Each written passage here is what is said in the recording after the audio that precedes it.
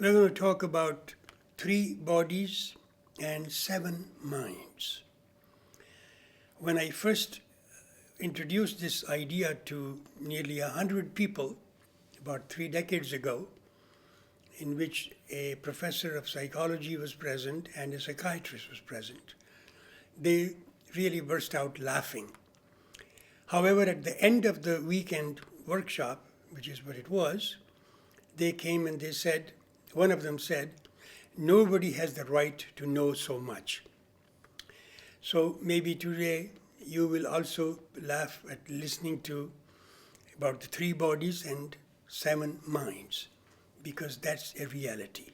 We do have 3 bodies and we do have 7 minds. The 3 bodies are called, actually it's in the tradition, Karan Sharira, causal body, Sukshma Sharira, subtle body, Sthul Sharira, physical body. Now, what are their functions? We all utilize them every day. Our belief systems are influenced by our causal body. Our feelings arise out of our subtle body. You know, when you operate somebody's heart, you don't see any feelings. You see the physical heart, but the feelings are there because they are connected with the subtle body. And finally, you have Sthul Sharira, which is the physical body responsible for bodily responses and sensations. Now, in the Sukshma Sharira, which is the middle body, subtle body, there are 7 energy centers. They are subtle energy centers. And those subtle energy centers they are called chakras. And each chakra has a mind of its own. For example, first chakra, which is related with the earth chakra, it is the mind of our body. Second, water chakra, it is the mind of our gender. Then the third, fire chakra, it is the mind of our occupation, what we offer to the society as an individual.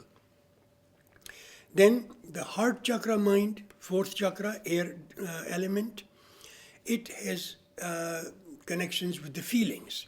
And there are multiple types of feelings. Each of the chakras again have 21 sub-chakras, which I call micro-chakras. And in fact, Dr. Isaacs, who was present in my first workshop in the United Nations, him and I, we wrote a book called Micro-Chakras, and you can read the details in that book as well. Then you have this 5th chakra mind, which is responsible for creativity, connected with the element of Akasha, or you can call it space. Some people refer to it as ether. Then we have the 6th mind, which is the mind of discrimination, which is the mind for intuition, and finally meditation.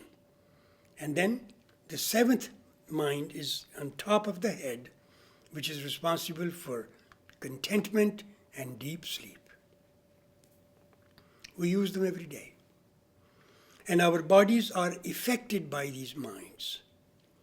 Now, in order to really understand the functioning of these minds, the nature and the purity of the elements has to be experienced and understood. And all of that is done by small amount of introspection every day. Approximately 24 minutes before the sunrise, ideally, if one has a possibility to sit down quietly and just observe your own breathing, or chant a mantra if you have appropriate one, or listen to a CD of a mantra that has been chanted properly, so that it creates enough space that allows you to invert your senses, to internalize your senses. Those of you who have been practicing yoga, you know what niyamas and asanas and pranayama, what is the next step after pranayama? It's called pratyahara, which is to withdraw the senses from the sense objects. Interesting phenomena starts to take place. You begin to observe, you begin to experience the internal aspect of each of the senses. You can hear sounds, you have remarkable feelings, you have visions, you have actually extraordinary tastes in your mouth of things you have never tasted before. Aromas of a kind that you have never ever smelt before. All of that is in our inner world. All it takes is some time every single day, sit before the sun and experience your inner workings. You'll be glad you did it.